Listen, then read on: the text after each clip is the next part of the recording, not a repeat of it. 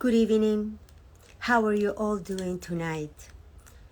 It is very special to be in this moment connecting with you because we'll be talking about a topic that is very close to our hearts. I want to see if, I see that Joel is there. Isabel, hi, how are you? I'll just wait for Raul to join us because the topic that is so close to our hearts, and it is based on Raul's story, which is a very moving, it's a story from the heart. And that's why when we come together here, he is so glad that he joined us. Okay, so let's do this. And I'm going to invite him. Okay. To let you know that this is the first time that he's doing this, doing this live. So it is, let's see if he got the invitation. Okay, so let's see. Okay, Raul joined. I'm going to send him the invitation again. So, okay, I'm inviting him. Raul, I just sent you the invite. You must be seeing that on your screen. So when you see that I am inviting you, just accept my invitation and we're gonna be together. So I hope that you can see that. If you can just write there if you received it or not. Okay, Raul is unable to join. Okay, and let's see what is. Okay, Raul, can you request to join me? Because it says that you cannot join me that way. So can you request me? Can you request to join me? Okay, let's see if we can do it once more. I want to see what's the reason that he cannot join me. Okay. Okay, I'm going to invite you again. I sent you the invitation and there you are. Okay, sorry, I apologize. That's beautiful that you could join us. I am so glad, Raul, because I know this is the first time and I know that it can be challenging. I remember my first time in life was really challenging. So thank you so much for being with us tonight. Absolutely. Thank you for having me. Raul, and as you and I spoke, this is very special, and my heart is with you as you open your heart to us, because we'll be talking about something that happened, and that you have now a mission. Now you have a purpose that you're following, and I would love for you to, just open your heart as we're just talking, and tell us your story and tell us what is bringing you tonight to speak to us. Well, thank you for those very kind and compassionate words. I am very grateful to be here. My purpose here tonight is to try to somehow give back many of the gifts and blessings that I've been given, even throughout this entire traumatic and sort of heartbreaking episode in my life. And so, in doing so and appearing here with you, it enables me to perhaps give a lifeline to others who might be experiencing some of the same issues that perhaps I had experienced leading up to my wife's suicide, which is, if the listeners don't know, that's what occurred about 5 weeks ago. And so the journey has been long. I am on the cusp, really, of this trauma, and so I'm still reeling. It's only been 5 weeks, and so leading up to my wife's death, in late fall of 2021, she started to experience, and even perhaps earlier than that, I'd say July or August of 2021, she started to experience some physiological changes. She started to feel more lethargic, more down. This was a person who captured everything every single day um, by the tail, and just was full of life, and lived every single second of her life to the fullest, and was a person that gave her life to others. At a very young age, at 21 years old, she was in a catastrophic car accident where she lost her leg below the knee, and her best friend that was in the car in front of her passed away. She spent 6 months in the hospital and in ICU, and that became a transformative uh, or pivotal point in her life. And so she used that. I learned a lot from her. We were together 32 years, married. We were going to be married this July, 30 years. But her having sort of this near death experience, if you want to call it, um, gave her a new lease on life and sort of a new awakening on how she would live her life. And so it was a tremendous gift that she gave to the world and to others. And so she affected thousands of people during the course of her lifetime. After her car accident, she was seriously injured. She gave back to Jackson Memorial Hospital. For years, she would go and minister to others who had lost their limbs either through cancer or through car accidents. There were case studies on her surgery. She'd go back to the medical student and medical school and volunteer as a live exhibitor for case studies. And so she gave back to that community, and that's how she lived her life. And so as a mother, as a wife, and as a tremendous human being, sister, and friend, she lived a full life. And she went on to become a state of Florida licensed mental health counselor. She got her degree in psychology, then a master's in psychology. She finished on time. Um, Even when her friends were still struggling to get through school, her accident did not deter her. And so we had a happy life. And so we raised three incredible children. We had faith since the very beginning because we believed that our higher power, being God, brought us together. And so there was a spiritual connection that brought us together and formed our relationship from a very young age. And so for 6 years, we didn't have kids because we wanted to enjoy each other's company and travel and do the things. And we knew that there came a big responsibility when we brought children into the world, and that we would give them all the resources that we could. And we did that. And so we raised a incredible family, and everything was going well. Everything was going very well until they didn't. And so all of a sudden in late July, early August, she started to have these symptoms, and these symptoms were manifesting themselves in lethargic, trouble sleeping, um, unfounded sort of concerns for issues that really were non-issues, and hot flashes. She was going through some hormonal changes. We knew that was going on. She started to miss her period. And so her friends, she had a tremendous network of friends. I mean, it was just unbelievable how many girlfriends she's had, which were our extended family. And so with a lot of encouragement, they told us she probably should go to a doctor and get her blood work done, and see if there was anything to that. She was having, she couldn't go to sleep, restless, sweating, hot flashes, all the symptoms that you would associate someone in their mid 50s or early 50s to be undergoing. And as it turned out, she did go to the doctor, and that's exactly what they told her: you were going through menopause. And so that started a period of about 2 to 3 months where she was experimenting with hormone replacement therapy, but it didn't really have the effect that she had hoped for. She didn't like how she felt under those medications. She wasn't responsive to that, and so it was a very insidious, slow process. Nothing, nothing that was a 911 concern. No medical emergency. She was still functioning. We were still traveling. We were still going out. We were still a loving, happy couple. But there was this little sort of cloud that was lingering, and so she wasn't feeling well. And so she expressed that to a lot of her close, intimate friends. And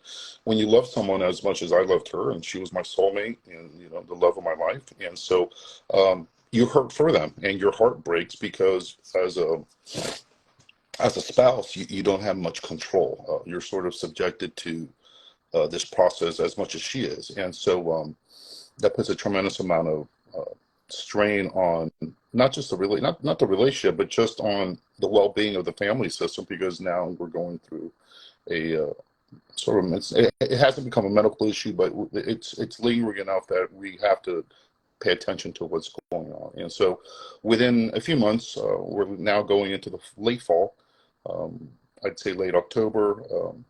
A lot of folks have been recommending the CBD remedies that are out there, and some people had stressed or had expressed that they had some success with that. And many of her girlfriends had opened up to her, letting her know that they themselves had gone through some hormonal changes and were significantly impacted by that, so much so that they had to seek out the assistance of a psychiatrist and prescription drugs in the form of anti-anxiety and anti-depressive medication. My wife wasn't really quite there yet. And so one thing I wanted to add that before I jumped into the whole hormonal changes that she was undergoing, that she was also going through three major life crises, any one of those individually would have caused any reasonable person, well-adjusted person, to have perhaps dived into a depression. One was that her father, shortly before COVID, spent a year fainting, falling down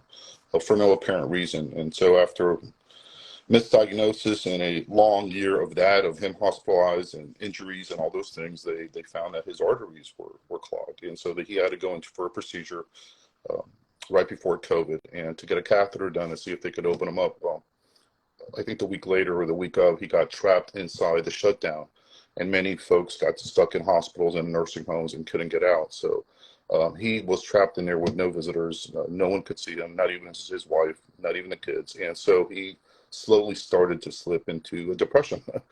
He was bedridden, and then you add to that he has circulation problems. And so within 6 to 7 months, his legs were turning black because of poor circulation, and they were considering amputating both his legs. And so that hit close to home for my wife, Miriam, because she herself was an amputee. And so that process of her, seeing her father sort of deteriorating, had a dramatic effect on her. She dove in full time and basically committed herself full time because she had a master. She had worked for United Behavioral Health. She sort of knew how the insurance companies and the insurance system works, how the bureaucracy works. She knew how to manipulate the levers of the system to try to get some attention and some relief for her father. And so she did that. And so she delved right in. And so he didn't improve. And so just to speed it up a little bit,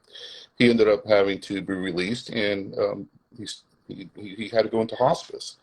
And so after this long drawn out battle, where he was trapped and she was sort of, she was, daddy's girl, she lost her father in a very sort of sad way.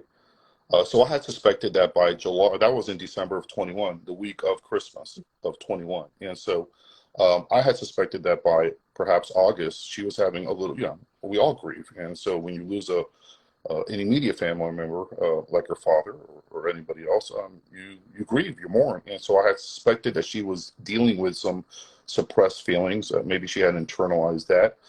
Perhaps some post-traumatic stress disorder or something to that effect, because it wasn't just a short, quick, it was a long, drawn-out illness, and it didn't end well. And so I had suspected that was contributing to her sort of downtrodden sort of outlook on things. But she was naturally very optimistic, a smile that would light up a room and beam a light right through your soul and change the atmosphere and the mood in the room almost instantaneously. So it was very unusual for her to be exhibiting these types of moods. Mm-hmm.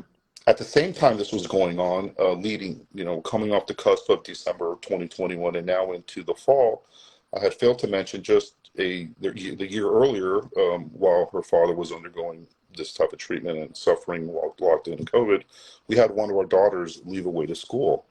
And so our first daughter left, and in January of 22, our second daughter left. And so now we have, as parents, you have two of your children, fly the coop, for the lack of a better expression.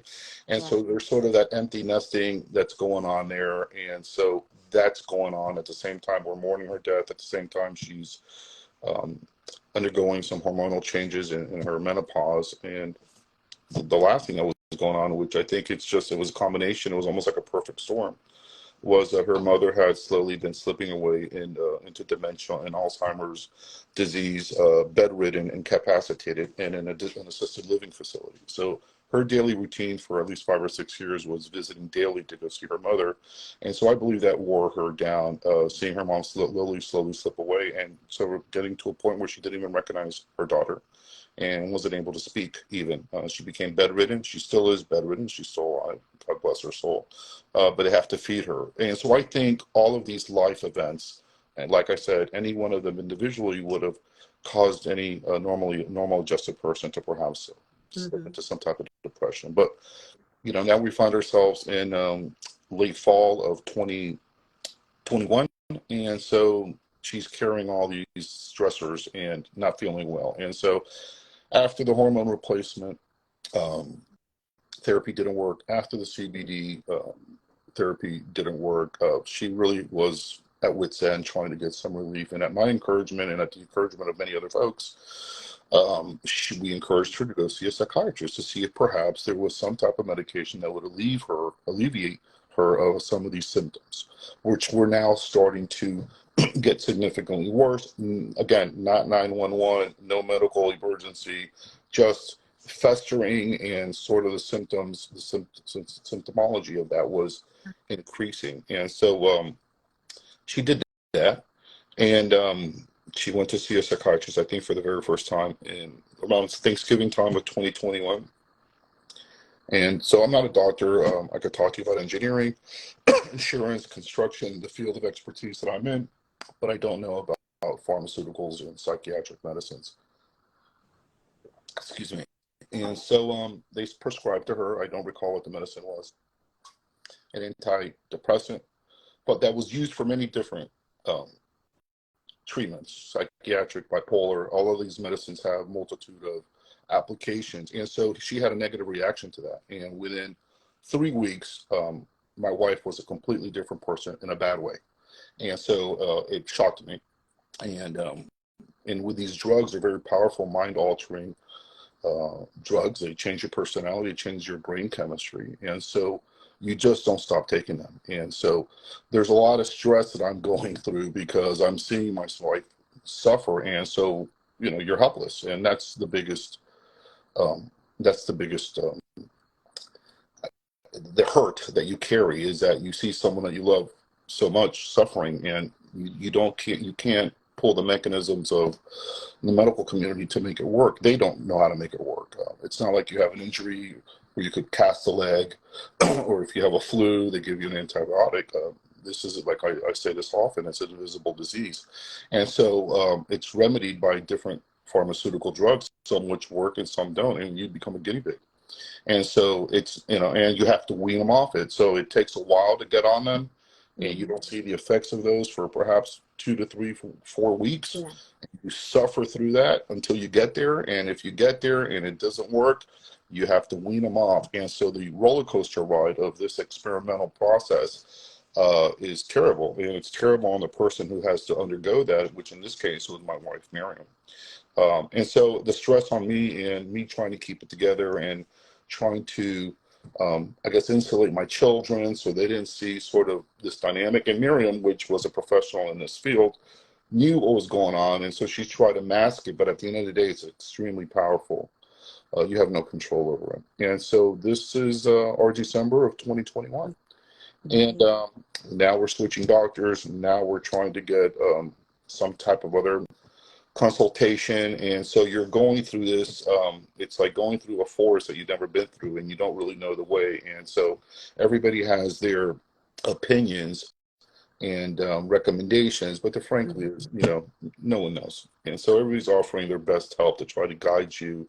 But even within the medical community, it was just a mixed bag of information and misdiagnosis. And so it's just brutal. And so that took us to Christmas, and we went on a trip. I've been doing getaways on the 26th to the 2nd, these holiday vacations since my kids were tiny little infants. And so this year was no different. And we found ourselves traveling 14, 15, 16 hours, whatever it was, into the mountains of North Carolina with, all the hope and optimism that you would expect during Christmas time. And so it was a very difficult Christmas because as my wife started to get sick, a lot of her functions and the things that interested her were no longer as important because she was dealing with her health. And so shopping for the holidays, we used to do it together. I had to do it all, um, just the stress of all that. And so we went away, and while we were away, there was a crisis.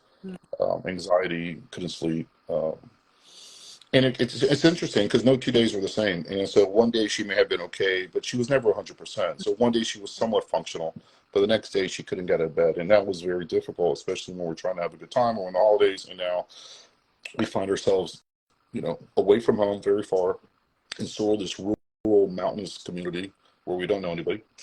Um, I would suspect, I'm sure they have good doctors, but I don't know them all, and so we're not connected. And so I knew that that was not a good place for us to be if my wife was going to continue to decompensate, which she was. And at a certain point, I pulled the plug on the trip, and we had to come home like 2 days earlier because she was just not feeling well at all. But again, there wasn't a 911 moment. There wasn't this medical crisis. We knew that we were in the process of doing our due diligence, trying to get a new doctor, trying to, we were talking to 2 or 3 different folks. And so we were in that process. She was still under the other care of the other doctor, but they were weaning her off this new medication. So we were looking for a change in direction. And so that takes us into January of 2022. And all the while, I'm not feeling well myself. The stress on me is unbelievable.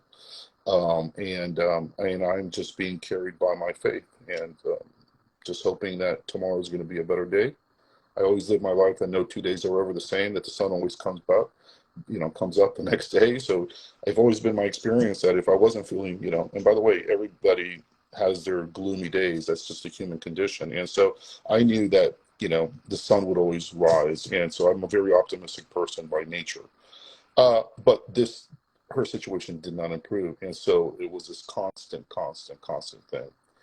Um, and so we roll ourselves into January in between transitioning between doctors, and I walk into the house on January 23rd. I remember the day very clearly, and I find her clutching. We're Catholic, and I found her clutching the rosary with a look of despair that scared the hell out of me, and my heart just exploded into a million shattering pieces. And I knew that this was a crucible moment, and that I needed to do something. And so, my jaw dropped, and I had to do the hardest thing I've ever had to do in my life, which is rush her to the emergency room. And so I find myself, it's close to midnight, and you're dealing with someone who's having a mental health crisis. Where do you go? It's not like you go to, the emergency room, Jackson. I mean, I didn't know where to go. You normally hear about, okay, you get into a car accident, you break your leg, you twist your ankle, you're not feeling well. But, mental health, I'm not sure where you go. And so we're on the phone in the middle of the night, me driving with my sister on the phone, trying to guide me. And we find a facility that was attached to a hospital, and I won't name them. And I end up going there, and they tell me to take her to the hospital. And so I did that. And so after a tired night of not sleeping, I had to leave my wife at the emergency room there, and they admitted her, and I had to drive home by myself and sleep in my bed for the first time in 30 years. And so that was a traumatic moment for us. I got kids that I have to speak to and let them know what's going on. And so um, that's where our world changed. And so our lives were never the same. And so life was good until it's not good. And so we were checking off all the boxes, loving family, happily married, tremendous kids. My business couldn't be better. An entire community of friends and family that loved us, that we've grown up in the city of Miami. And so no life is perfect. No one goes through life without their scars and losses. And so um, and so I understand that. But within the context of living, we had a very fulfilling life, with God at the center of our lives and love at the center of our lives. So all of a sudden you're faced with this medical crisis, which shatters your sense of security Mm. and your sense of, I guess, it's just security. It just, and you don't know how to respond to it because it's like I said, it's an invisible disease. Physically, she seems fine, but she's not acting fine and she's not feeling fine, Yeah. and it's not like she has a temperature. It's not like she's throwing up. It's she's not doing well, and so she was admitted, and for I believe 5 days she was at a mental health facility where they stabilized her and they ran all the labs and they do everything that they do when they admit somebody, and they told me that she was diagnosed with clinical depression and anxiety, and that was a quote unquote common condition that many people suffer from that, and in their facility that's the most common thing. It could affect anybody at any age, any demographic. It can happen to anybody and to any family, and so she was diagnosed with this condition, and they attributed it to the four things that I said. Her mom being in an ALF, slowly deteriorating, her being sort of the caretaker for most of her families, mom and dad, her dad dying, obviously the kids leaving the school, having those two girls leave the house, and then obviously, her hormonal changes and menopause, which I truly believe in. I can't prove it. I'm not a doctor, but I believe that the menopause, I think, pushed her over the edge perhaps. And so, my wife comes out of the hospital, and I'm trying to preserve her privacy. I'm trying to, um, preserve her privacy, and keep this very close to immediate family members and to a very small circle of friends who were part of our intimate social network. Those friends, those girlfriends that she would meet with, her sisters, basically, that and our friends that we would go out to dinner and socialize with. At a certain point, I had to let them know, things are going to change and that things are changing in our life. And so she came out of that hospital facility. Um, and they prescribed a protocol where she would have to take a small dosage uh, of Prozac, 10 milligrams, which is the equivalent of a baby aspirin. I found out later people on 40, 50 milligrams or so, a very small dose, and an anti-anxiety. The anti-anxiety, she suffered a lot with anxiety, and that would eat her up. And so they told me she would be back 100%, that it could take up to a year. And that gave me hope. When they tell you it could be a year, you're like, wow, that's a long time, especially in light of the fact that I've been, what we've been enduring for 6 months. Now the outlook was another year of this, and not as pretty as it, as I had hoped it to be, because when she came out of the facility, she was cognitively impaired, and plus these medications, they alter your mood, they even alter your personality, per se. But when you love someone, you'll do whatever you need to do to help them. And when we said until death do us part and sickness and health, those weren't just mere words; those were covenants. We had a covenant that and I was going to stick to that no matter what. And so, but what happens is that the family system changes. In other words, her role, which was the go-getter, Mrs. Rah rah rah, multitasker, Yeah. conquer the world, is now that's not the same person. Where she would run the finance, I ran my company. She would run the finances at home. She couldn't, balance the checkbook. She'd get overwhelmed with doing the bills that she would take, say 45 minutes at the max to do online, where she'd get stuck on that. And so there was an impairment there.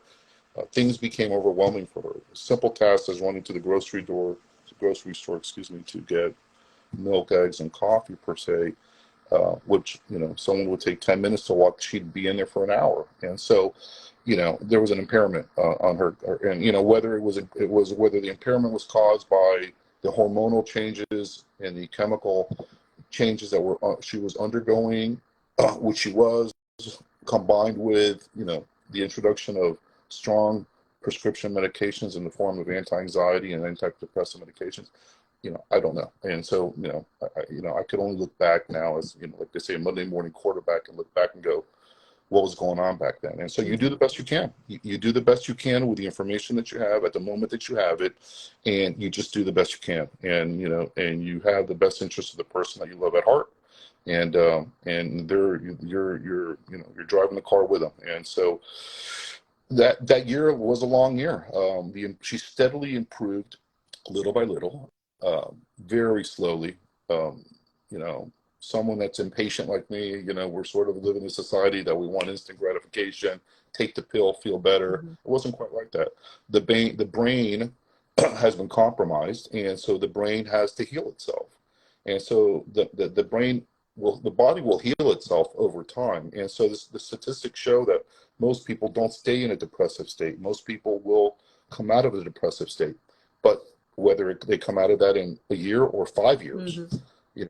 and so they pop in. Sometimes they even pop in and out of that. So the unknown of what the future held was tremendously stressful for me. That is a person that likes to have things predictable, and so someone that is as a man, now I'm speaking to you as a man, I'm supposed to protect, I'm supposed to provide, I'm supposed to be that knight in shining armor, and now I'm feeling helpless. And so that is a tough pill to swallow, because you have no control.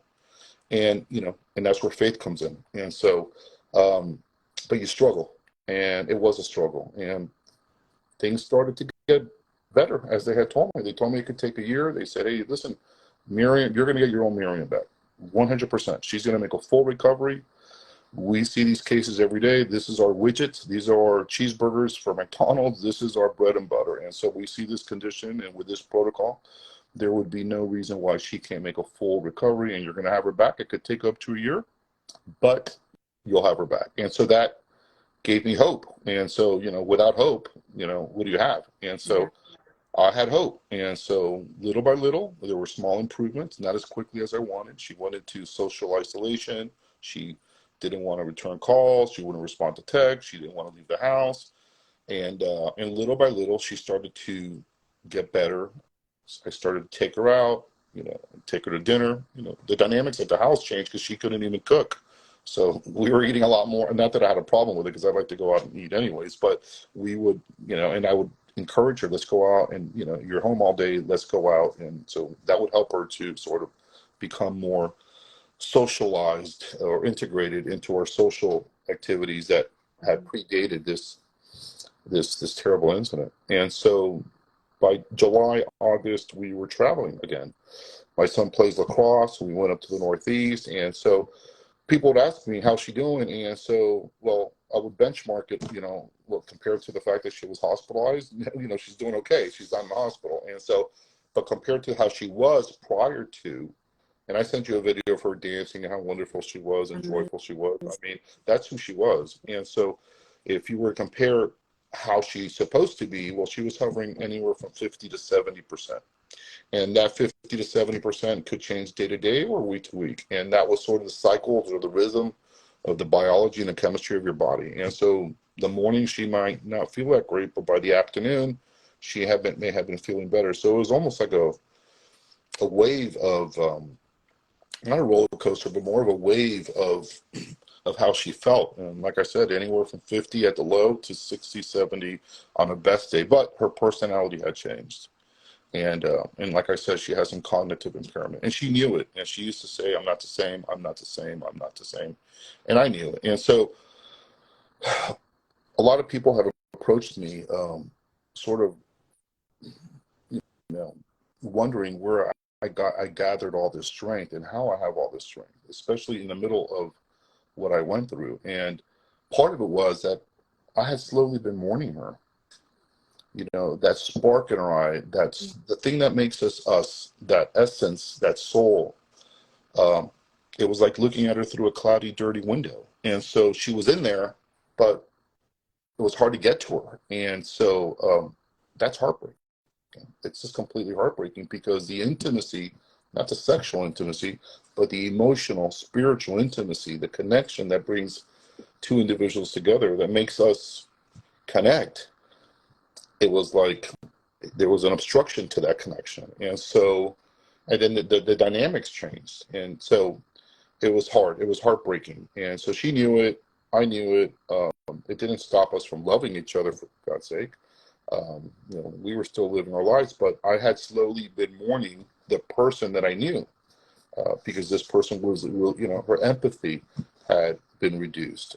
And so her mind was compromised, and it was compromised for all the things that I've already said leading up to this, and it was compromised because you are now chemically altering the natural brain chemistry of someone's. Yeah, right. And so, but she did start to get better, and so by I've been doing all the talking. I'm sorry. So by It's a story. We are just listening with our hearts. and so by late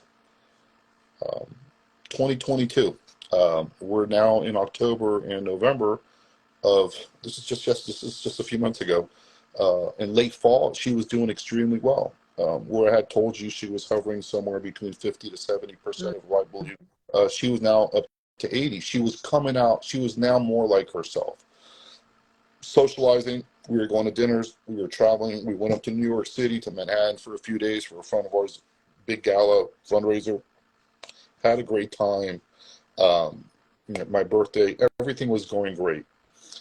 My sisters and my moms were talking to her a lot more often, and they would come back to me. She sounds great, the best we've ever seen her, and I hadn't seen her that way. She was doing so well, frankly, that a lot of the folks that hadn't really been up close and personal with us, that hadn't seen us in some time, didn't even notice that there was even a change in her.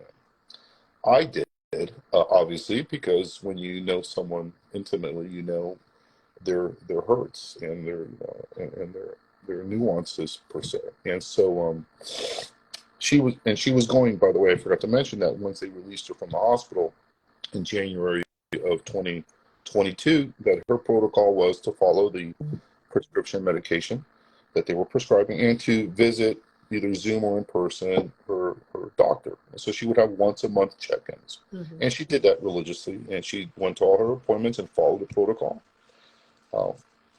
And there was, my wife I loved her to death. She was a wallflower. She was beautiful, but she was stubborn. And so there were moments where she, being an expert in the field that she was, would try to self-diagnose herself.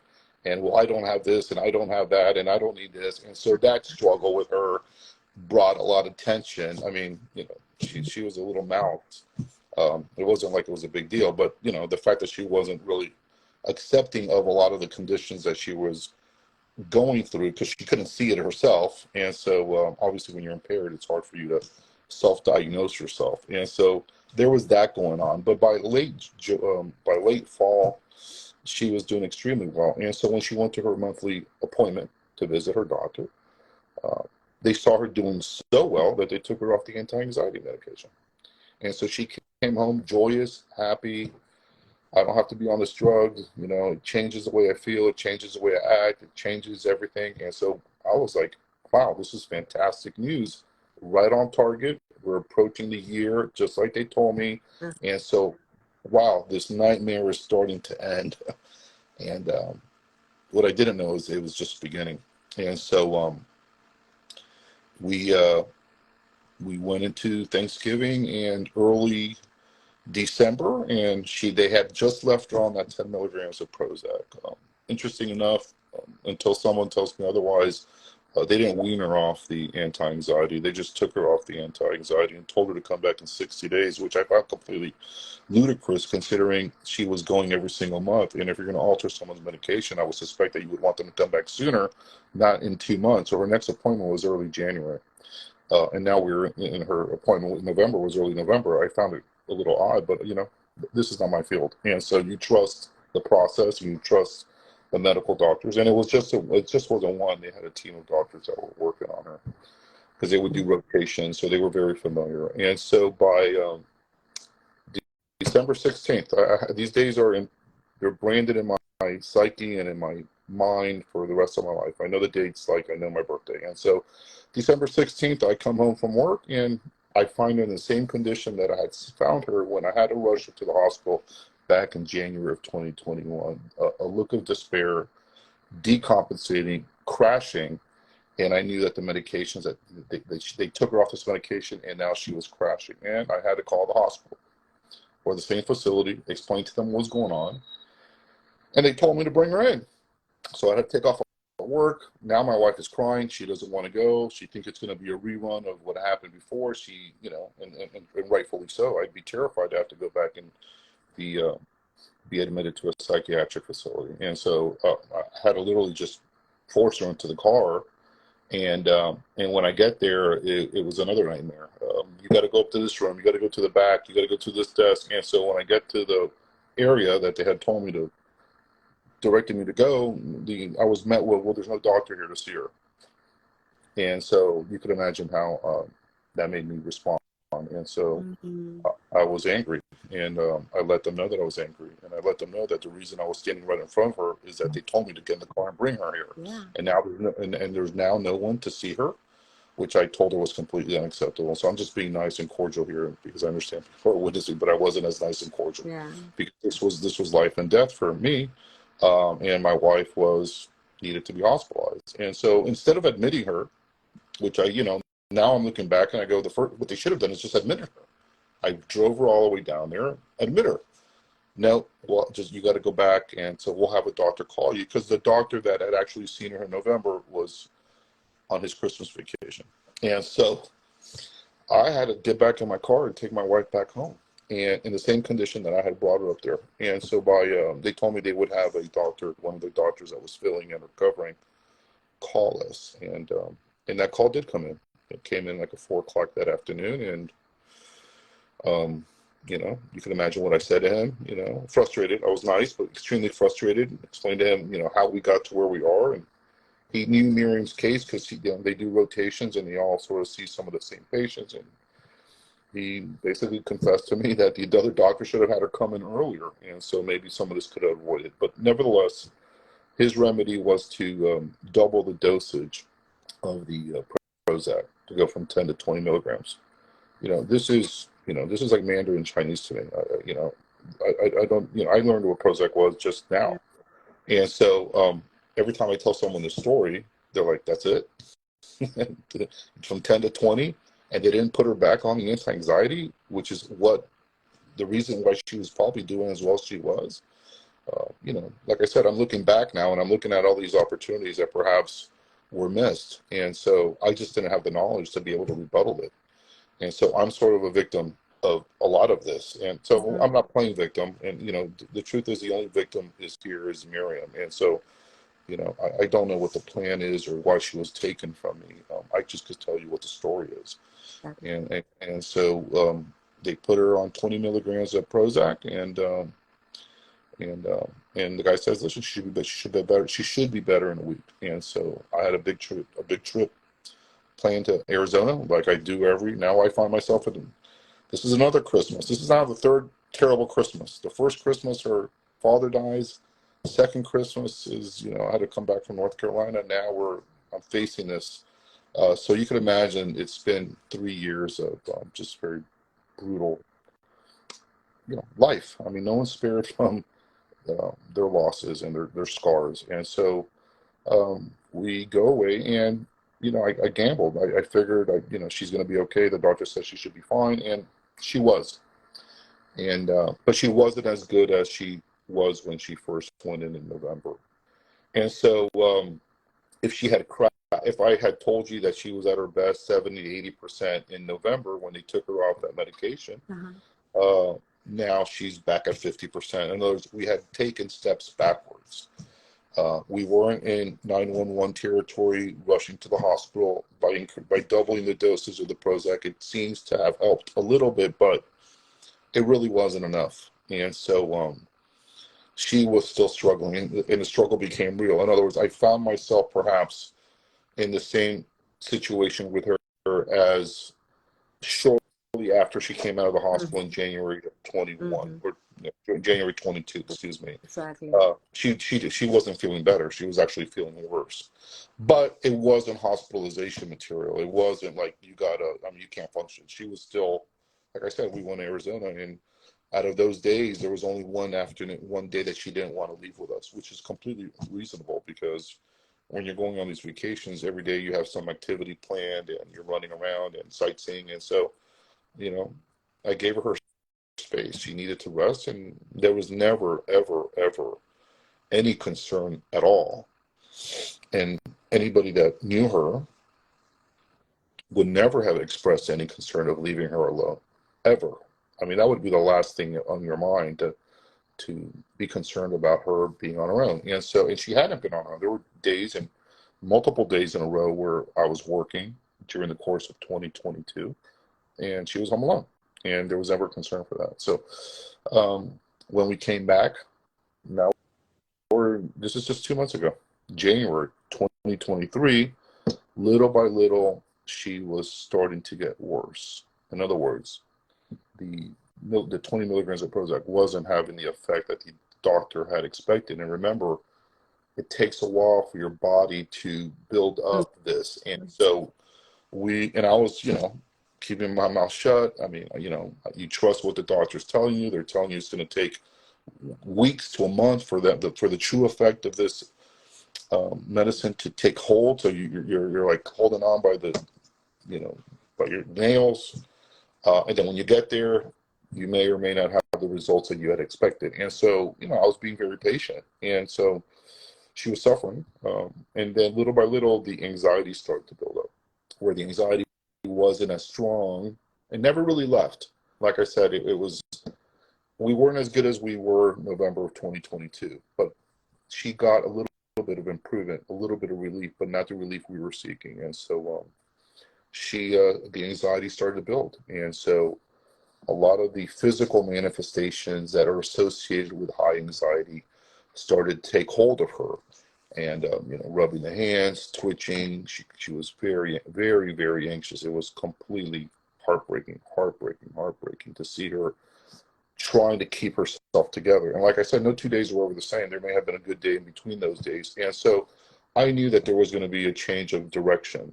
And I had told her, as we entered the new year, and I saw that some of her symptoms were not going away, I started to lose faith in the medical team that had been treating her at the place that she had been seen for the last year.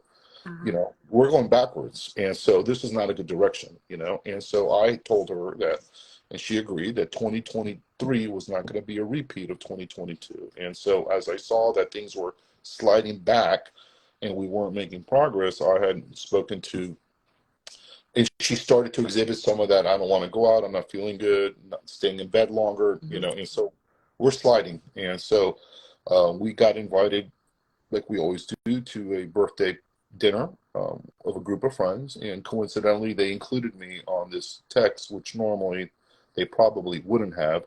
But they did so because they probably, I think they knew that, she probably wouldn't have responded because she hadn't been. And so I had enough intimacy and relationship to let them know. I called, listen, we might not show up. I let them know what was going on and that, we're slipping. And so Miriam is not feeling well. And so my friend has a brother who's a psychiatrist, and we were going to talk to him on Sunday, the following Sunday, to try to change course and change direction to get her into private care, and which is what I was trying to do in late, right before she was hospitalized, but we didn't make it. She ended up getting hospitalized. And so we already were changing direction. I already had done my due diligence. We're going to change doctors. We're going to take her away from this facility, get her into private care. Again, there was not a 911 moment. There was never a need to rush her, to admit her. She was still functioning. As a matter of fact, a week or two prior to her passing, we had been out socially in Coral Gables here in Miami, celebrating a friend's birthday, excuse me. And she didn't want to go home. But it was this, it was like a graph. It was up and down, up and down. And so the week right before, I guess she passed on the 29th of January, just 5 weeks ago. The week leading up to that Saturday or that Sunday morning when she passed, she was not doing that great. And so I had taken off to go on a business trip in Orlando, which my company sponsors and is a big exhibitor, and we do it once a year. It's the biggest conference for our industry. And so I was gone for a few days. I was gone from Sunday night to Thursday. And what got really unusual is that normally when I'm gone traveling, she's calling me several times a day just to see how I'm doing. Hey, how was your day? What are you doing? Call me later. In between breaks, or a text, I love you. text me or call me when you're done. And so none of that was happening. And so I was away and I was lonely because I wasn't getting the calls. I wasn't getting the attention. I wasn't getting the texts. And I knew that she wasn't feeling well because she wasn't. She was not responding. And so I would call her. I knew that I needed to check up on her. And she would answer with this, I could hear she was like catching her breath, like when you're anxious. And the tone of her voice, like she was trying to disguise it or hide it from me. Because she always cared about not hurting or making other people feel bad. She was trying to sort of protect us. And I'd say, "You're not feeling well, are you?" It's, "No, I'm okay. It's just one of those days." And so from afar, I know that she's suffering, but she's trying to. She's wearing a mask. She's wearing the mask of the mask of strength. Exactly. And she did that so well. I mean, she did that her whole life. She never, like I told you, when she got into her car accident. I mean, we had friends that were friends for years. Literally, someone that I think we became friends with like 3 or 4 years ago. And just at her eulogy, when I mentioned that she was an amputee, he's like, "I didn't know Miriam was an amputee, that she had a prosthetic leg," because she wasn't going to be defined by that, and she never was. And so she didn't want you to feel sorry for her. She was gonna, show strength, and she did. I mean, she was an incredible, courageous woman. She showed grace and strength in everything that she did, and so she showed everybody around her how to live and how to be courageous and how to be faithful. And so that week when I was gone, and just 5 weeks ago, 6 weeks ago, when I was gone in Orlando and she hadn't called, I knew there was something going on. And so when I came back that Thursday, I could tell just from her demeanor that she wasn't feeling well. And she wasn't in the same condition as I had left her just 5 days earlier, 4 days earlier. But, she'd still smile. And so I've been able to, think about what signs could there have been. Um, and the truth is, there weren't any. And so when I come back that Thursday and I find her that she didn't do well, I had been gone all week. I was looking forward to spending some time with her to go to dinner. And when you're away from your spouse or your girlfriend, your boyfriend, you've been gone for 4 or 5 days, the first thing you want to do is let's spend some time together. She wasn't feeling well. She wasn't up to it. And so I ended up stepping out with a friend to dinner. And so I figured, okay, Friday, no 2 days. I already had I've seen this movie so many times that I knew that no 2 days were ever the same. And so I was more hopeful that Friday, perhaps being the weekend, she'd maybe want to step out. And so I went to work like I worked every day and come back and, hey, let's go to dinner. No, I'm not feeling that great. And so now I'm like, okay, I'm concerned. And so but again, not a 911 moment, not rush her like I had thought before, just sort of lingering around the house. And anxiety was building. A lot of this anxiety, the manifestations of anxiety, the physical manifestations of what that looks like, which really at its worst is quite disturbing. And so, but you don't know what's going on in someone's mind. It's like I said, it's an invisible disease. And so, we're around her, we're fine, but I could tell. And so, I wasn't gonna do anything drastic at that moment because on Sunday, it's Friday. On Sunday, I'm meeting a new doctor, and we're changing course. And so I'm like, okay, we're gonna get through this little rough patch. And so, within a few days, we'll have a new doctor's appointment, and we're gonna change course. And so, that was Friday, and again, she didn't want to do anything. And so my son plays lacrosse, and he trains every weekend, and we go to Broward County, where we spend 3 or 4 hours, and that's my time with my son, and it's a nice quality time as a dad. And so I figured, okay, it's Saturday now. She's definitely going to want to step out. She's now been in bed, or at home for 3 days, and when I come back, I find her in bed, and she doesn't want to get out of bed. She's not feeling good, and now she's expressing, a lot of really just concern for things that aren't concerned. It's not paranoia, but it's very like, the sky's falling. We're not going to be able to pay the bills. It's just this unseated, ungrounded worrying. And so when I saw her, like, what are you talking about? Everything's fine. There's nothing to worry about, whether it's a kid's school or whether my daughter's being away at school. I mean, the just the most mundane little thing, she blew it up and became obsessed with it. So much that was eating her up, and that's what the anxiety was doing to her. And I knew right now, this is, we got to change. We got to do something quickly. But I didn't think we needed to rush her to the emergency room. We just didn't. And neither did my daughter. Neither did my son. And so, how do we get here? I stepped out for a few hours to go eat dinner because there was no dinner, and she didn't want to go out. I went to my sister's house, and she, my daughter that lives with us, my oldest daughter is 23, stepped out with her boyfriend. My son, who's 18, a senior in high school, stepped out with his girlfriend, and the last person to leave at 7 o'clock at night. And my son's curfew is at 12:30.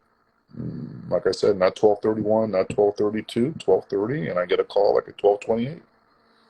And that was a call that has shattered my essence in my soul that I will never, ever, ever forget. And it will haunt me. That call that I received will haunt me for the rest of my life. And it was a call of a young boy, terrified and in fear, basically screaming for me to come home. And I knew there was a crisis, and I knew it was wrong. I didn't think it was what I thought it would. I ended up finding out. I thought he had come home and to find his mom in a medical condition that required us to have to take her back to the hospital, as I had done already 2 times before. And my son's room is at the end of a hallway that leads to the garage. And so his room is the first door next to the garage. And when he came home through the garage door, he doesn't go through the main doorway.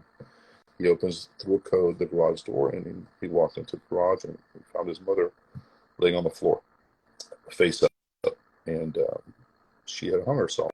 And apparently, over time, the belt that she used snapped. And thank God it snapped, because I can't imagine my son walking in on that. I just think the trauma would run so deep, and I mean, the trauma is terrible to begin with. And so he was with his girlfriend, who apparently walked into the garage and walked right into the house, not noticing that his mother was laying there, which was a blessing. But he had the wisdom of a grown man, because when he called me, he could have easily said, "Mom killed herself." He was protecting me. He said, "Just come home, just come home." And his girlfriend that had walked in, he directed her to the other side of the house, and she didn't know what was going on until the next morning. So he insulated her, and he had the wherewithal, the calmness, to be able to do those 2 functions in the middle of finding his mother on the floor, and call the police. And so that began what you could imagine was what I call the meat grinder of a week. And I don't know how you get through it. And you only get through it with the love and support of your friends. Um, we're mind, body, and spirit. And so at a certain point, all of these portions of your being separate. I understood what was going on intellectually. I was able to deal with the doctor. Not with the doctor, with the police. My house was a crime scene. There were 10 police cars, ambulances, yellow tape, homicide detectives, because they investigate all suicides as a homicide until they prove it otherwise. And so, that was just a remarkable. You go through it. I mean, it's just amazing. It's almost you become robotic in essence. It's intellectually your brain processes, but emotionally, psychologically, it's a surreal experience. You can't process the trauma quick enough, and so for a few days you're shell shocked, and so you're sort of, but you're still functioning. I don't, frankly, I don't know how I got through that week. The whole week of and having to bury her in the mass and everything that we had to go through was I don't know of any worse possible traumatic I mean, they're all traumatic. When you go through it, it's not, it's subjective, right? Everybody's trauma is their trauma, but it's not just the immediate loss and the sudden loss of a young person, a mother and a wife, but it's how she lost. And so that began my journey. And it's important for me to talk about how I got there, so that how I've been able to to manage from there on. And if anything comes out of this, is that I want to give people hope. I want people to have hope that, you know, you got to take care of yourself. You have to, you have to take care of yourself so that you could take care of others, and that you have to open up. And so, I could go back and go, should I have opened up more? Should I, you're always going to do that. And so we do the best we can at the time with the information that we have and with the resources that we have. But ultimately, I think my message is you got to build your ship. And what do I mean by that is I spent 20, 30 years with my wife building a solid foundation, a foundation of love, of community, of a network, of friends, of family. Relationships matter. All we are is relationship. And so I'm going to go down the Christian road. When Jesus said, "Where two or more are gathered in my name, I am present." We're not meant to be alone. And so this is this is the invisible disease that people suffering. They're scared to talk about it. It's stigmatized because of the tremendous amount of ignorance, right? We talk about physical wellness and physical education, but we don't talk about mental wellness. We only talk about mental illness when the crisis is done and we're trying to respond to something after the fact. So it's, I've gone through a broken system, in my opinion, a medical system that doesn't address the benefits of mental wellness. And so we should be teaching that in schools, I think. Coping mechanism. The highest suicide rates is between, 18 or 19 college age students, Yeah. and why is that? And so, there's a psychological component to this, and there's also a psychiatric component to that. And so there's a fine line between those two. But ultimately, you learn to grieve and you mourn, and it's part of acceptance. And it's been brutal. To tell you that it's been brutal, it's been excruciating brutal. But like I tell people, I have to find a way forward. People respond to stress, fight or flight. I'm the kind of person that faces my fears, and it's fearful. I mean, now I have to look at the prospect of living the rest of my life alone. I'm not fearful of my capacities to be successful, to be the father. You don't change. The fundamental character that you are before doesn't fundamentally change after. I am the same person I was, except that I would rather have my wife walking by my side on this journey of life. And so ultimately, we don't know when the storms are going to come. Like I said, someone said to me, "This is not a club I ever thought I'd belong to. This is not a club I ever thought I'd belong to." But here I am, right? Here I am. And so this is the cross I have to bear. But I'm not carrying this cross alone. I have a tremendous amount of love in my life. And I have a tremendous amount of friends that love me, support me, and those are graces that I have. And, in my moments of despair and loneliness, and those moments come, and they only come, by the way, when you're by yourself. They don't come when you're busy surrounded by people. They come when you're alone in your house, or you're trying to go to sleep, or you're driving your car. And so those moments are bridged with the relationships that I have. And so when you have a lot of love in a relationship, and you have a life that's, balanced spiritually, socially, professionally. And so like I said, we built a boat, to withstand the storms.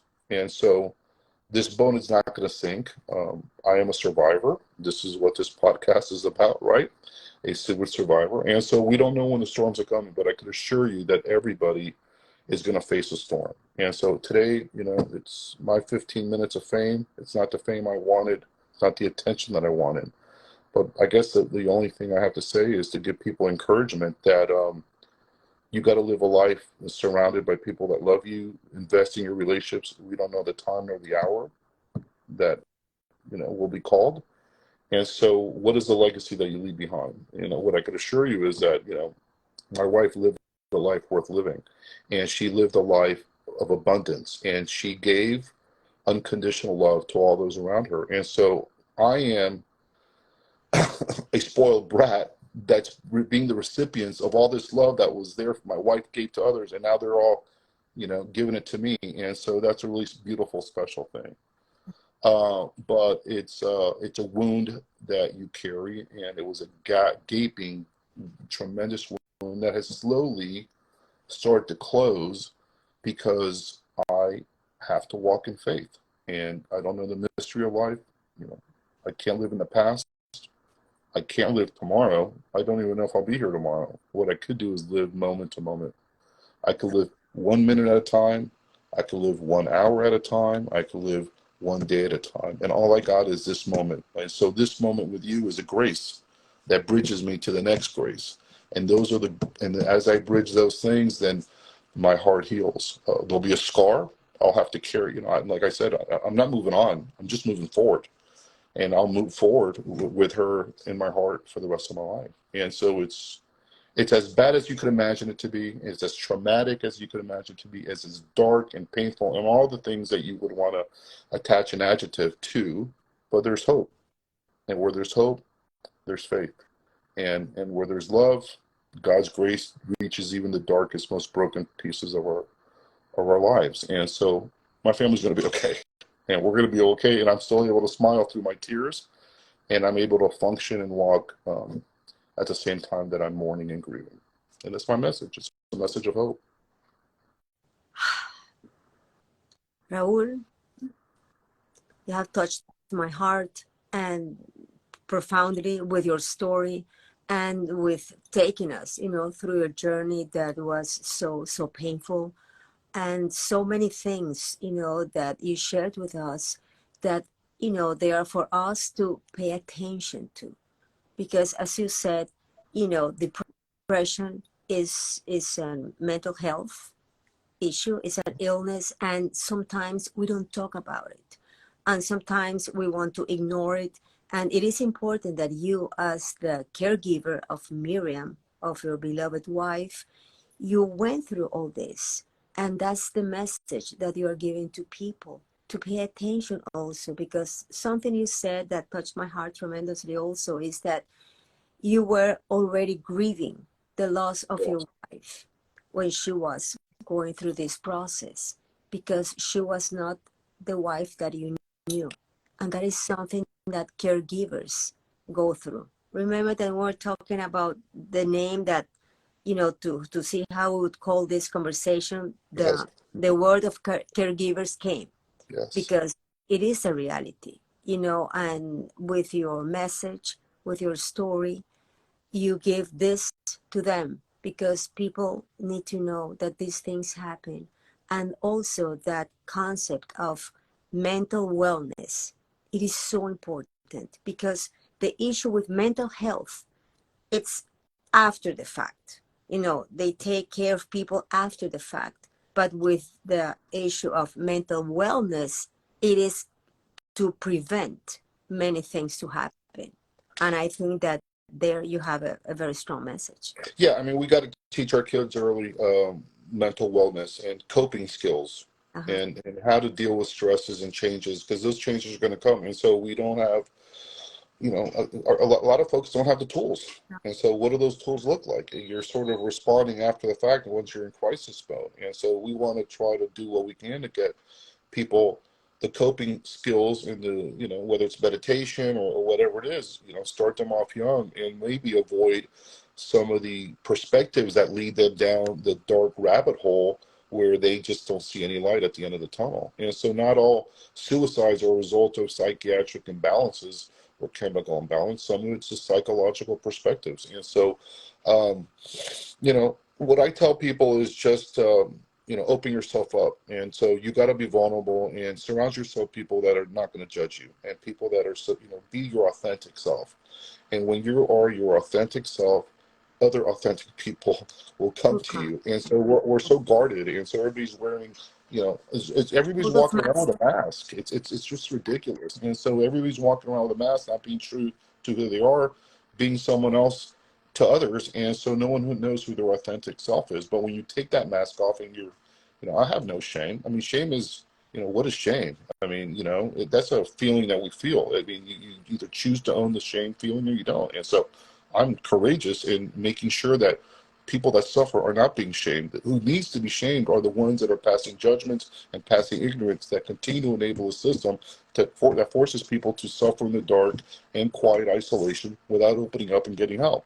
And so when we could start reversing the shame factor and start accepting this for what it is, as a real condition of our human condition, and that mental health is equally or more important than physical health, then our society is going to change. And then so my job is to continue advancing Miriam's legacy, and and being proactive. As a matter of fact, I'm going to do a plug right here on Saturday at the FIU campus on Uh-huh. Tamiami. We are doing a walk. I think it's the second walk for the American Foundation for Suicide Prevention, and we put a team together, Team Miriam, and believe there's over 100 people on our team. And within 3.5 weeks, we've already raised over $52,000. And so You have with already 52? Wow, $52,000 that's in just 3 weeks. amazing, Raul. And that what's happened is that this conversation has opened up for people to have a safe space to be able to move forward. And after her death, it's been unbelievable. People have opened up to me, talked about their own mental health issues, suicides in the family, and now there's a safe space. And we need to create safe spaces so that people could get help and not feel ashamed. And if you're around people that make you feel ashamed, then you better find a different set of people to hang out with. Absolutely. Now I want to say something about the walk, because I will be sharing the link. I'm going to be sharing the link. I think that I can share it on stories, because on the wall and Instagram I cannot. But on the stories, I think that we can add a link. So I'm going to add that link for people for the walk, and to donate for this amazing, mission that you have. I am also going to put it on my Facebook page, Ligia Houben, so people can go there as well and contribute to this mission that you have now, as you say, moving forward with Miriam's legacy in your heart. Because as you shared with us that she was there for people. She loved people, she helped people, and now you continue with this, Raul, and that can make a huge difference in the lives of so many people. So Well, I'm going thank to you do my for best. Thank you. thank you for your openness, for your being showing, and I love what you said, to show all vulnerability, without that mask that sometimes we wear. But you know what, we are not showing sometimes our authentic self, and that's what we want to do, because we live sometimes in society that they pretend too much. People pretend too much, and the real self gets hidden besides that mask. So thank you so much for that. And well, just before we leave, I know that maybe some people said something. Let me just see. There's Terry that says Miriam was the most giving person I knew. So there are some people that join us. A lot of people joined us. And well, thank you for being here with us. And yeah, there's Terry that says, love you, Raúl. Ideas dulces. Love you, Raúl and family.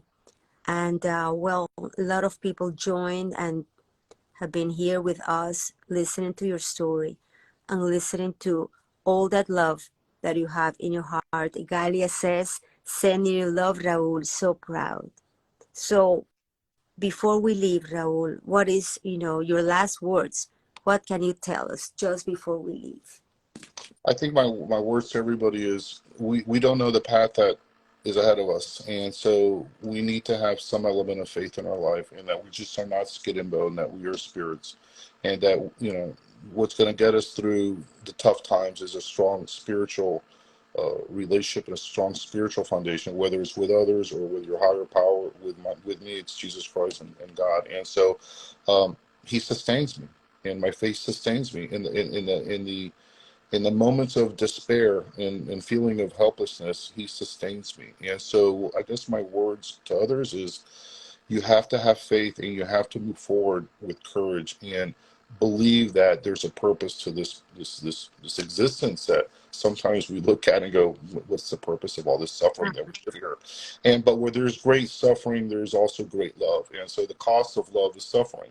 So we could close ourselves off to the rest of the world and not open ourselves up, not be vulnerable, not be authentic, but we'll never experience real love. And so that's where the connection, the human connection, happens, where we connect with others and show our vulnerabilities. And so that's the reward. And so no matter what happens to us, whether it's suicide of a wife or the loss of a child or loss of a parent, it doesn't matter. When that bond between the human spirit is forged with others, um, we could walk in faith and we'll be sustained. And that's what's going to get us through life, nothing else. Thank you. I send you a hug. Okay. And before we leave, I just want to close this live because the thing is that I have every Monday at 8 p.m. my lives in Spanish.